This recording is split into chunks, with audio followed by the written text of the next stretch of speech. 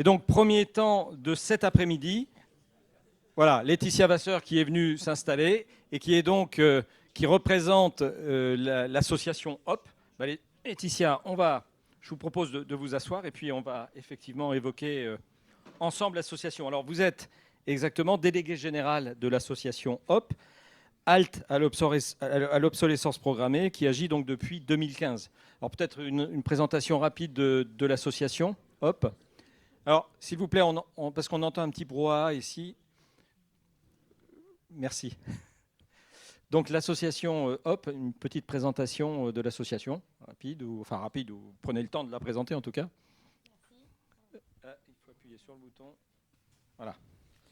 Merci. Oui, donc j'ai créé l'association HOP après un passage au Sénat. En fait, j'avais travaillé à l'époque sur la loi qui a créé le délit d'obsolescence programmée.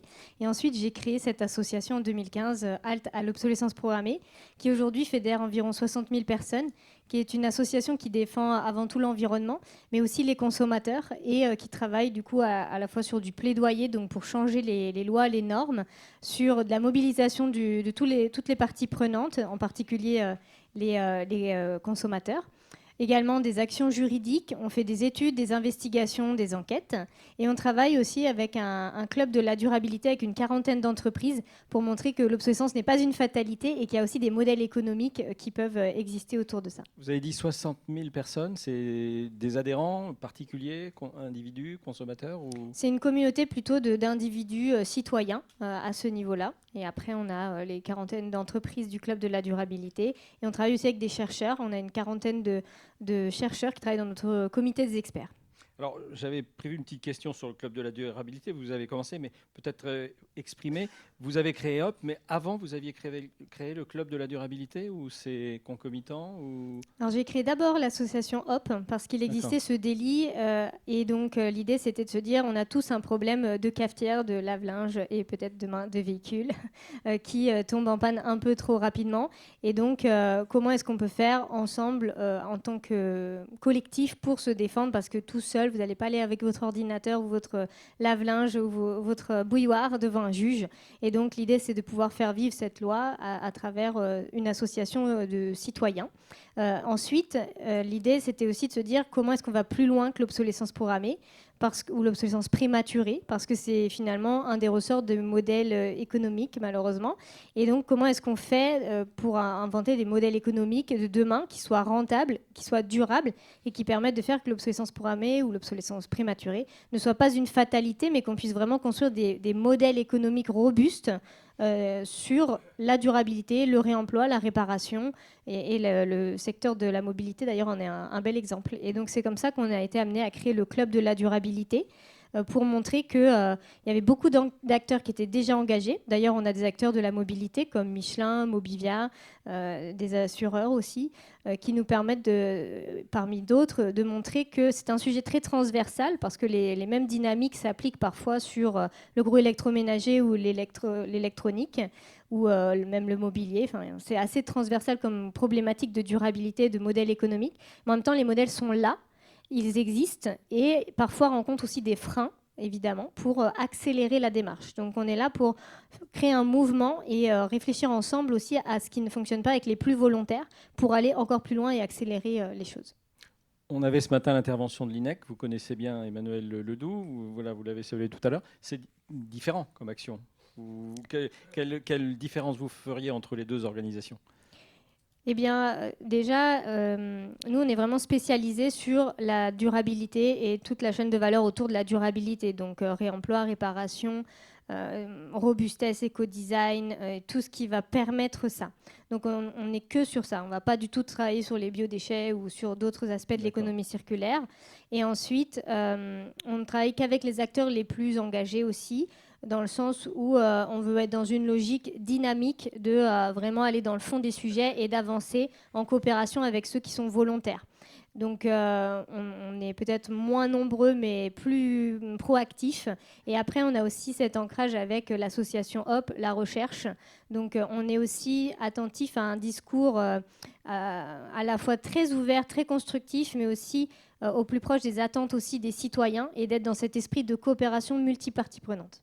D'accord. Alors, Emmanuel Ledoux disait quand ils ont 180 même organisations, il peut y avoir des points de vue différents. Est-ce que vous, au niveau du club de la durabilité, ça se passe bien? Il n'y a pas d'avis divergents, c'est complémentaire, c'est positif, ou au contraire, ça discute fort? C'est, En fait, c'est bienveillant et c'est constructif. En fait, il y a quand même, il n'y a pas de débat sur le fait que la durabilité est un objectif. Aujourd'hui, c'est acquis, ça. Dans notre club, Oui. tous ceux qui viennent, c'est parce qu'ils en sont convaincus et qu'ils veulent aller plus loin et plus vite et qui pensent qu'il faut y aller. Ils ne savent pas toujours exactement comment. Et il peut y avoir, en fait, ce qui est intéressant, c'est de voir comment, justement, sur toute la chaîne de valeur du produit, il y a des différences de vue parfois. Et puis parfois, il y a des concurrents. Bon, ça, après, nous, on est dans un esprit d'intérêt général et on dépasse aussi les concurrences individuelles. Mais l'idée, c'est aussi comment celui qui est dans la conception et celui qui est dans les pièces détachées ou le réemploi arrive finalement à trouver des synergies et à se comprendre, à voir quels sont les enjeux des uns des autres et parfois les deux concerts. C'est ça qui est très riche. Alors, vous travaillez sur des tas de thématiques. Quelles sont rapidement les thématiques sur lesquelles vous travaillez actuellement? Comme ça, 2-3 thématiques, s'il y en avait deux. Parce que vous devez travailler beaucoup de sujets, mais les sujets phares en ce moment. Oui, alors au sein du club, par exemple, ce qui anime beaucoup, ça va être l'enjeu du prix, l'enjeu de la concurrence, mais y compris international, l'enjeu de l'ancrage territorial par rapport à l'économie internationale, les marketplaces et toutes ces entreprises aussi qui ont pignon sur rue. Donc voilà, cette économie locale versus internationale. Cette année, on a travaillé aussi sur comment tout ce qui est digitalisation, intelligence artificielle, numérique, a vraiment un rôle à jouer dans l'économie circulaire et la durabilité. Donc, par exemple, en quoi ça aide le diagnostic, en quoi ça aide les circuits un peu logistiques et l'expérience client qu'on veut être la plus immédiate, la plus compétitive par rapport au neuf et à l'économie plus linéaire. Et en même temps, quels enjeux ça peut poser aussi. On a parlé aussi de fiscalité cette année et également de marketing, comment le marketing crée parfois des récits qui vont aller à l'encontre de l'économie circulaire et en même temps comment est-ce qu'elle peut se les réapproprier pour embarquer toutes les parties prenantes et aussi les citoyens, les consommateurs vers des offres d'économie circulaire et que ça passe à l'échelle. Marketing, publicité. Alors, comment on fait pour adhérer Alors, si on adhère à Hop, on fait partie du club de durabilité? Non, c'est deux démarches différentes pour vous rejoindre? Alors, on peut être un donateur de Hop, être dans la démarche plus de soutenir la cause de l'association D'intérêt Hop. général, voilà. Et après, le club, c'est vraiment un endroit où on a des rendez-vous réguliers sur des thématiques, à des livrables très particuliers. On peut travailler aussi thématique par thématique. On fait des séminaires de terrain, d'immersion. On était par exemple la semaine dernière à Bordeaux avec un grand colloque avec des élus, parce que c'est ça aussi, c'est qu'on fait des synergies entre chercheurs, élus, citoyens et entreprises. Et l'après-midi, on visitait les locaux de Back Market et leur laboratoire d'innovation. Donc c'est vraiment une ouverture d'esprit sur tout ça. Et donc ça donne lieu à une cotisation annuelle qui vient animer ce groupe de travail et dont les bénéfices éventuels vont à l'association Hop pour soutenir par ailleurs son travail. Alors, vous deviez quelque part être enlevé de rideau de ce matin, mais vous étiez à la DGCCRF, donc on voit qu'effectivement, vous êtes un petit peu partout avec votre association. Alors, on va revenir, là, vous êtes face à un écosystème de l'automobile, de la prévente automobile, assureurs, réparateurs, experts en automobile ou autres, constructeurs d'automobiles aussi. Voilà. Et donc, finalement, on va parler du rapport que vous avez sorti en 2024. Et la question, alors on peut le montrer, ce rapport, vous l'avez là, mais peut-être que certains d'entre vous l'ont déjà lu. Mais on va quand même en parler. Et la question que j'allais vous poser, c'est que finalement, le secteur de l'automobile est historiquement un secteur de l'économie circulaire. S'il y a un produit qu'on répare encore dans les ménages, c'est l'automobile. Alors, pourquoi avez-vous quand même voulu vous intéresser de près à l'automobile? Qu'est-ce qui a suscité effectivement, qui vous a motivé pour sortir ce rapport? On va rentrer un peu dans le détail de certains points, mais si vous aviez à nous expliquer pourquoi vous êtes attaqué à l'automobile. Oui, alors je cite le titre de ce rapport, si vous voulez le retrouver sur notre site altobsolescence.org. Ça s'appelle « L'obsolescence accélérée des véhicules thermiques et électriques, alerte sur un secteur en pleine mutation ». Et donc, on a en effet publié ce rapport en avril 2024. Donc en fait, pour nous, la mobilité, c'était un sujet historique sur lequel, donc, depuis 2018, on s'y intéresse parce que concrètement, clairement, et c'est ce qu'on dit en introduction de ce rapport, l'automobile, c'est un secteur assez vertueux où, par rapport à d'autres secteurs, parce que nous, on le voit vraiment d'une manière assez holistique et transversale, sur les machines à laver ou les smartphones ou le mobilier, vous n'avez pas du tout cette économie tournée autour des réparateurs, de l'assurance justement qui prévoit tous les cas, les pannes, l'assistance, la maintenance. Il y a vraiment toute une logique en fait d'économie circulaire qui était peut-être pas évidente il y a quelques années, mais en fait qui est évidente et vraiment une manière de le vivre depuis très longtemps avec des circuits qui sont très en place, très enracinés, des réparateurs indépendants, mais à côté voilà, des constructeurs, etc. Et donc c'est très intéressant avec un vrai historique sur la pièce détachée, la logistique autour de tout ça, c'est très inspirant. Et en même temps, on s'est posé la question au moment, en fait à la base c'était au moment de l'actualité sur les ZFE. On s'est demandé par rapport aux véhicules thermiques, est-ce que ces ZFE vont avoir un impact sur l'obsolescence accélérée des véhicules. On est rentré un peu par cette approche qui nous posait question, puisque je vous rappelle, on est aussi une association agréée protection de l'environnement, donc on ne savait pas trop quoi en penser. Et finalement, en rentrant par cette approche, on s'est rendu compte que le sujet des ZFE, pour nous, c'était pas tant un sujet. Finalement, en termes d'obsolescence des véhicules, ça ne nous a pas paru scandaleux. Parce que finalement, ils vont être revendus en dehors des ZFE, là où c'est très concentré sur quelques villes. Mais assez rapidement, finalement, on s'est penché sur la question des véhicules électriques. Alors, déjà, Oui. effectivement, point par point, parce que j'avais noté effectivement cette question, vous parlez d'obsolescence réglementaire. C'est pour ça qu'au début, je n'avais pas compris. Ce n'est pas la réglementation, voilà, c'est en fait les ZFE qui créent une forme d'obsolescence. Donc là, on est le constructeur, l'écosystème, et n'y est pour rien, quoi. Oui, voilà. En fait, on appelle l'obsolescence réglementaire parce qu'on aime bien faire des classifications. Il y a l'obsolescence technique. Par exemple, je ne peux pas réparer parce que je n'ai pas de pièces détachées, ou il y a une puce voilà, qui va faire Ça, que c'était un grand sujet, les circuits électroniques, avec l'apparition de nouvelles entreprises, électroniciens qui se sont mis sur la fabrication.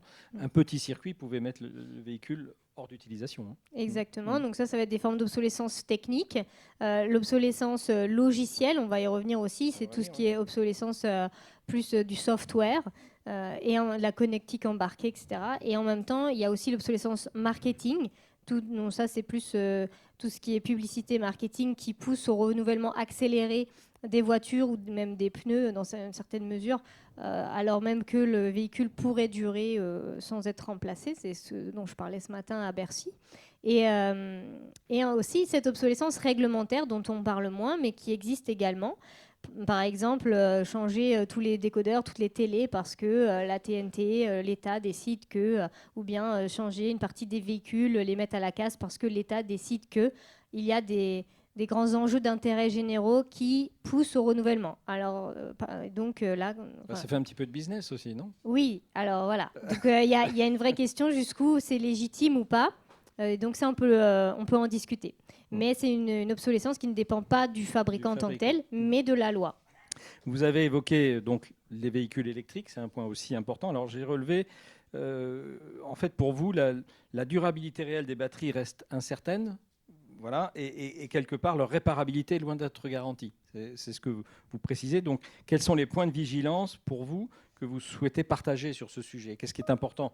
On parle tous d'électromobilité, on en a parlé, on en parlera encore tout à l'heure. Donc les points sur lesquels vous souhaitez alerter ? Quand on a fait ce rapport, finalement, il y a des choses qui nous ont vraiment choqués sur le développement des véhicules électriques. Parce que d'un point de vue écologique, ça paraît assez incontestable que ça émet moins de CO2 et donc c'est plutôt positif. Mais d'un autre côté, il y a vraiment des choses dans la construction et dans l'approche de la réparabilité, la durabilité des véhicules qui nous ont vraiment frappés.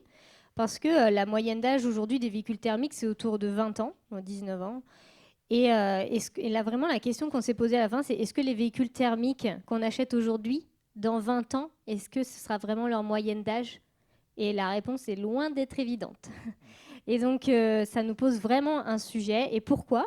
Eh bien, il y a le sujet des batteries, où on s'est rendu compte que les batteries n'étaient pas forcément démontables déjà, de base, ni réparables aux composants, alors que ça peut coûter beaucoup moins cher et que c'est faisable dans bien des cas. Il y a une loi maintenant là-dessus, non? Il y a une loi qui est en train d'arriver, mais qui n'est pas encore complètement actée. Okay. Également, l'autre enjeu, ce qui nous a... Alors, la batterie, bon, je vais rien vous apprendre, mais ça peut jusqu'à 40% du prix. Donc, si on ne peut pas ni la démonter, ni la réparer... On jette le véhicule. Voilà, ça peut emmener à jeter le véhicule, tout simplement. Après, il y a aussi le gigacasting. Donc, ça, c'est des pratiques où on moule d'une seule... voilà, je ne vous apprends pas non plus. Hein, on moule d'une seule fois des pièces. Là où il y avait 70 pièces détachées, là, on n'en fait qu'une grande... une grande coque. Donc concrètement, si on a une petite pièce à réparer après un petit accident, quoi, pareil, en fait, c'est économiquement non réparable. Et puis ensuite, cet aspect de l'obsolescence logicielle dans les véhicules de plus en plus connectés, de plus en plus avec de l'obsolescence d'ordre logiciel, software, qui pose un double problème. Celui de l'accès au diagnostic, notamment pour les réparateurs indépendants, qui vont parfois dépendre de verrous logiciels, ils ne vont même pas pouvoir accéder ou bien ils vont devoir payer pour avoir accès au diagnostic, etc. Et puis, parfois aussi des verrous logiciels sur des pièces ou en termes d'appairage, on appelle ça aussi, on va avoir des verrous où les pièces vont être numérotées, un numéro de série, et on ne pourra pas la remplacer facilement comme on pouvait faire dans les mécanos à l'ancienne. Là, il va falloir débloquer ce verrou logiciel avec l'accord du constructeur. Et donc, si ce n'est pas dans l'intérêt du constructeur ou s'il pratique des prix qui ne sont pas concurrentiels, on a un vrai problème. Et c'est ce qu'on voit déjà sur les smartphones, les ordinateurs portables. Donc, on a aussi ce recul on voit tout ce qui se passe sur tous les secteurs et on voit aussi les dérives que ça peut amener, notamment sur ce qu'on appelle la sérialisation dans le domaine de la téléphonie. On voit tout à fait ce que ça peut donner sur les smartphones. Et donc tout ça nous a amené à nous demander c'est quoi l'avenir des véhicules électriques en fait? C'est quoi même l'impact écologique? Si on a des véhicules qui certes émettent moins de CO2, mais dans 5 ans qui peut être emmené à la casse suite à un accident, parce qu'il est économiquement non réparable, on a quand même le coût écologique de l'éco-conception, enfin de la conception même du produit, et là de la voiture, de sa batterie, de toute la voiture. Donc c'est juste... Et pour nous, le fait que ce soit démontable pour être recyclable, ça, c'est vraiment pas la solution. Puisque le recyclable, enfin c'est très bien que ça soit recyclable, mais déjà le gigacasting ne permet pas vraiment cette démontabilité pour le recyclage, et le recyclage ne peut pas être la voie unique, et puis ça détruit tout un écosystème qui a été monté autour de la réparation, toutes les pièces détachées, c'est juste pas possible en fait de revenir sur ça. Est-ce que demain, l'avenir, ça sera des véhicules jetables qui peuvent durer... qui sont conçus pour durer 5 ans, 10 ans, peu importe. Et puis ensuite, hop, ils sont envoyés à la casse. Comme c'est pas trop cher, on a fait des économies sur la production avec du gigacasting. On peut vendre ça pas cher. Et en fait, ce qui a marqué l'industrie du mobilier, le meuble. Rappelez-vous, les meubles de votre grand-mère, etc., qui duraient d'une génération sur l'autre. Et aujourd'hui, on achète du meuble à Ikea comme si c'était un t-shirt. Est-ce que ça va nous arriver sur l'automobile ? C'est une vraie question et c'est la question un peu prospective qu'on pose dans ce rapport. D'accord. Alors, rapport, c'est des questions que vous venez effectivement de soulever. Batterie, pratiques industrielles préoccupantes, gigacasting, obsolescence logicielle. J'aimerais peut-être une petite question là-dessus, parce que l'accès aux données, je me souviens avoir participé à des débats il y a très longtemps sur justement le libre accès pour l'ensemble des réparateurs. Je pense que ça avait été levé. Donc depuis peu, vous remarquez que c'est encore le cas? C'est-à-dire concrètement, certains réparateurs ont du mal à accéder à toute l'information dans le véhicule? C'est revenu, parce qu'il y avait une règle là-dessus, avec une loi qui obligeait, notamment quand un réparateur indépendant voulait monter simplement un crochet d'attelage, il ne pouvait pas le faire parce qu'il n'avait pas accès effectivement au logiciel qui permettait de raccorder au système de luminaire de freinage. Mais tout ça, ça a été levé. Et vous voyez que c'est encore le cas avec l'arrivée des véhicules connectés. Oui, ça allé de plus en plus. On voit aussi il y a plusieurs choses, c'est que ça allait de plus en plus. Il y a aussi plus pernicieux que ça aussi, parce que des fois, c'est des questions de coût.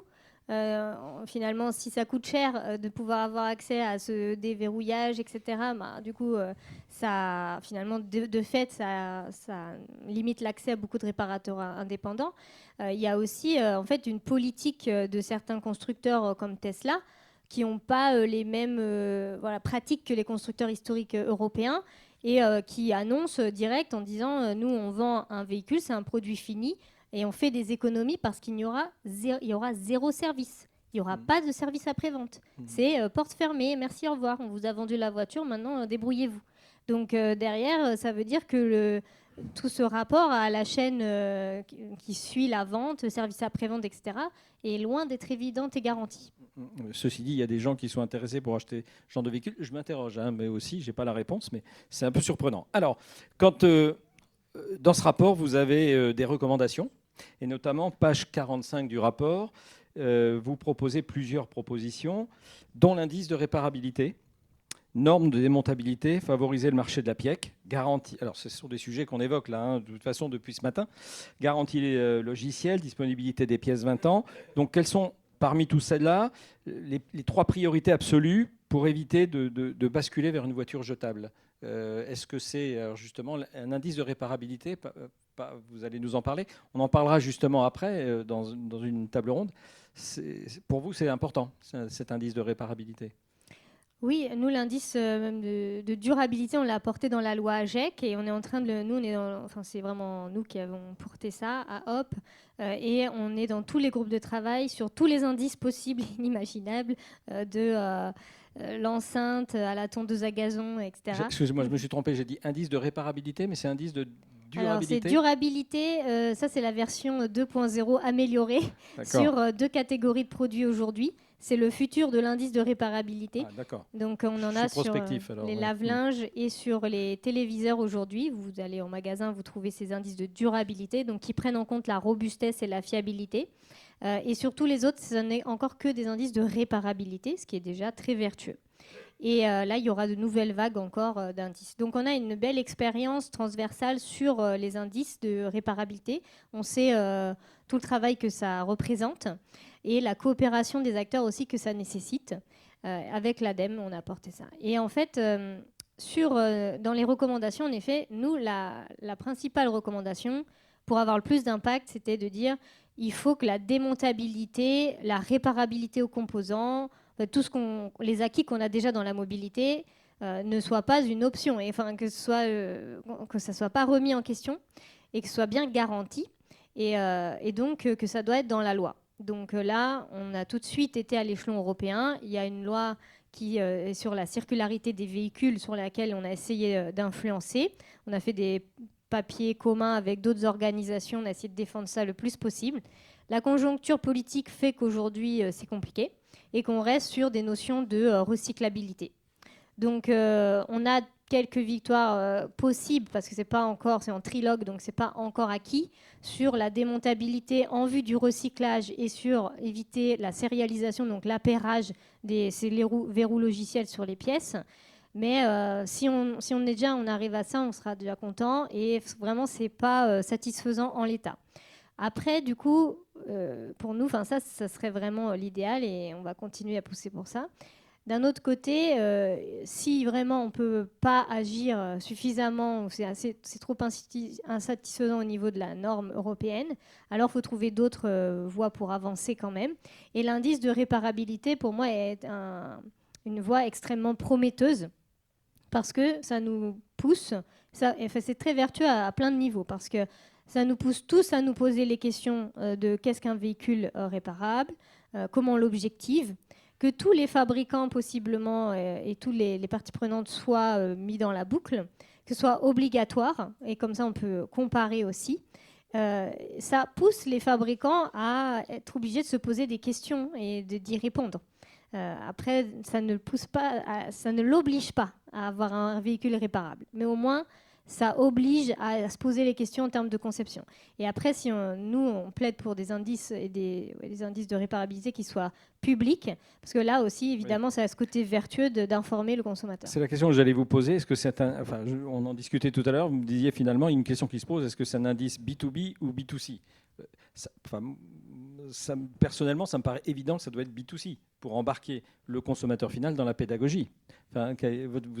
C'est un questionnement, ça, réellement? Les gens se posent la question, les organisations? Nous, on suit donc cette mesure de près avec l'ADEME, on la pousse, cet indice de durabilité, réparabilité sur les automobiles.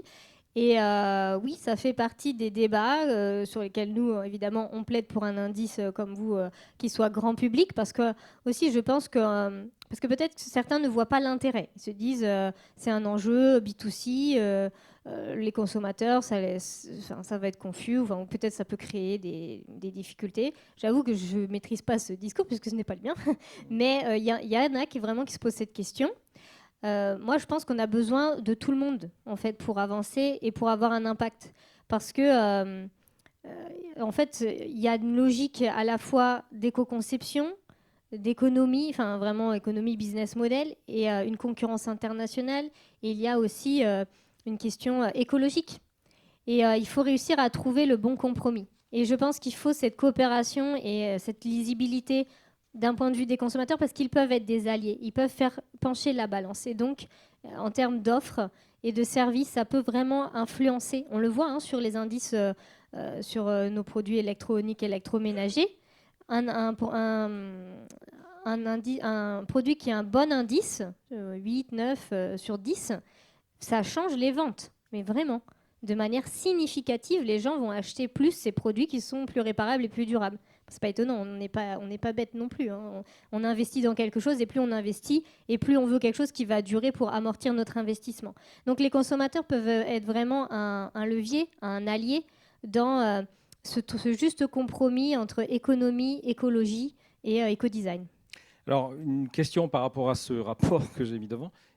Quelles ont été les réactions quand vous l'avez présenté? Il y a eu des réactions des constructeurs? Comment ça a été reçu? Alors c'était assez étrange. Bon, nous, à la base, on ne vient pas du milieu automobile, mais ce qui était surprenant, c'est que vraiment, on a eu un grand écho médiatique, parce que, même nous, on était choqués de voir à quel point c'était un non-sujet. Donc tout le monde, en fait, je pense que dans la tête, en tout cas du citoyen et des médias, les véhicules, ils sont réparables en fait. On a déjà tout l'historique. Il y a le réparateur. Ça fait partie de notre vie quotidienne, de notre imaginaire collectif autour de la voiture. À aucun moment, les gens ont pu se dire, bah la voiture, ça va devenir quelque chose de jetable. C'est juste pas possible. Et en fait, c'est vers quoi on se dirige de manière très sérieuse. Et ce rapport le démontre. Et donc, il y a eu un peu un choc comme ça de tout le monde. Donc, des médias. Après, côté constructeur, on a eu aussi des retours un peu ambivalents. C'est-à-dire que d'un côté, ils étaient sensibles aux arguments, parce que la tradition quand même européenne, c'est de construire des véhicules qui globalement vont être réparables, avec un usage d'avoir des pièces détachées disponibles pendant 10 ans, qui n'est qu'un usage, qui n'est pas une loi, une norme. C'est-à-dire que face à la concurrence, si Tesla ou la Chine décident de ne pas faire de pièces détachées, ils ont le droit. Et c'est pas l'usage en fait en Europe. Donc pour nous, il y a un avantage compétitif à garder sur la réparabilité, la durabilité, justement tout ce travail avec l'écosystème du service après-vente à conserver et à valoriser. Mais d'un autre côté, les constructeurs en fait ne savaient pas forcément comment bien se positionner, en tout cas il y a un an. Entre d'un côté, j'ai bien conscience de ça, mais de l'autre, j'ai peur de me faire dépasser quand même par la concurrence. Et donc, en gros, soit j'y vais à fond et je fais des véhicules jetables encore plus que les autres pour essayer d'être compétitif sur ce marché, ou on essaye de mettre justement des barrières au niveau européen pour protéger notre savoir-faire en termes de réparabilité et ne pas se laisser concurrencer par l'étranger. Enfin, vu les prix des voitures aujourd'hui, on ne peut pas dire qu'elles soient jetables, les prix des nouveaux véhicules. Quand on recherche effectivement un nouveau véhicule pour une mobilité plus légère, mais il n'existe pas. Donc effectivement... Oui, mais ce qui nous a fait aussi parler de véhicules jetables, c'est qu'on a vu vraiment de manière factuelle en Chine des véhicules électriques vendus 10 000 euros. Donc à partir de ce moment-là, un véhicule qui est tellement accessible, qui est électrique, donc soi-disant vertueux, avec toute la connectique intégrée, genre hyper design, sympa, machin tech, et qu'on vend 10 000 euros, on n'est pas compétitif au niveau européen. Et des assureurs même qui m'ont dit, bah, si c'est 10 000 euros, finalement... J'assure et je jette. Voilà, en fait, moi je m'y retrouve, je peux renouveler à neuf, ça ne me fait rien dans mon modèle économique. Messieurs les assureurs, mesdames, messieurs de l'assurance, vous dites ça ? Bon, non, je dirais pas qui, et c'était dans la confidentialité de nos échanges. Et c'était bien parce que c'était vraiment c'était cynique, mais c'était réel, c'est la vraie vie économique. Sauf que j'ai envie de dire, vous avez peut-être des enfants, on vit sur une planète, on vit tous sur la même planète. Ce n'est pas une option d'aller vers des véhicules jetables. Le coût écologique que ça représente, c'est juste pas une option. Donc je pense qu'on a vraiment un travail à faire de coopération, d'allier voilà, parce qu'il y a un intérêt économique, parce que malgré tout, les véhicules à 10 000 €, c'est pas encore la norme, comme vous le dites. Non. Et peut-être qu'on n'arrivera pas à ça justement parce que d'ailleurs les terres et les matières premières ne le permettront pas de plus en plus. Donc si on a une vision long terme, on ne pourra pas vraiment aboutir forcément à ça. Mais de toute manière, ce n'est pas une option. Ça peut être cyniquement, économiquement intéressant, mais il faut bien se dire qu'il faut trouver d'autres moyens. Et je pense que l'Europe, la France peut être pionnier en coopération avec les parties prenantes qui ont tous intérêt à faire différemment. Et on peut le faire en alliant économie, écologie, intérêt de l'utilisateur comme des acteurs économiques. Écoutez, le temps a passé très très vite et en fait le temps est pratiquement terminé. Alors une petite phrase de conclusion. Vous avez devant vous, je vous le disais tout à l'heure, une grande partie de l'écosystème, assurance, réparateur, expert, récupérateur, recycleur. Qu'est-ce que vous avez envie de leur dire en conclusion à tous ces gens-là, tous ces acteurs importants? Je crois qu'en effet, on a vraiment besoin d'objectiver la réparation parce qu'aujourd'hui, on va manquer de garde-fous d'un point de vue réglementaire. Très certainement. Donc l'indice de réparabilité, qui va être le prochain sujet, me paraît être une voie très prometteuse. Mais il faut qu'on le fasse en coopération. Et il faut qu'on travaille sur l'ensemble de la chaîne du vie du produit, depuis la fabrication, les équipementiers, les utilisateurs. Ça, c'est un savoir-faire que nous, on a construit sur d'autres catégories de produits. On a ces retours d'expérience. Je crois qu'il y a vraiment un travail à faire. Alors, ça peut se faire via le club de la durabilité ou d'autres instances. Mais je pense qu'il faut qu'on travaille vraiment en coopération. Et je le vois, avec les indices de réparabilité, il y a une voie de progrès et qui va vraiment intéresser qui va être au plus près de l'intérêt de tous les acteurs de la chaîne. Et qui a vraiment une vertu à la fois en termes d'éco-conception, d'économie, d'écologie, d'usage, parce qu'in fine, si le consommateur doit payer des primes exceptionnelles ou se retrouver avec une douche froide une fois qu'il a payé sa voiture, pas forcément chère, mais après, derrière, avec des gros enjeux qu'il n'avait pas du tout vu venir, ça peut être un vrai sujet. Et je crois qu'il y a une convergence d'intérêts et on peut y travailler. Alors, je ne dis pas que c'est simple, mais il y a vraiment des voies, je le vois, des voies de compromis, d'intelligence collective qui peuvent se mettre en place. Et nous, on accompagne ça avec le Club de la durabilité. Donc, je serais vraiment ravie de rentrer dans ces détails avec vous. Mais je crois qu'on n'a pas vraiment le luxe de se dire qu'on va faire une économie qui soit à rebours des enjeux écologiques. Et sur ces sujets de durabilité, avec toute l'historique qu'on a de la circularité dans l'automobile, il y a vraiment de quoi faire. Merci beaucoup pour votre vision, pour votre dynamisme, votre vision et votre passion également. Ça se sent. En tout cas, merci. Merci à vous.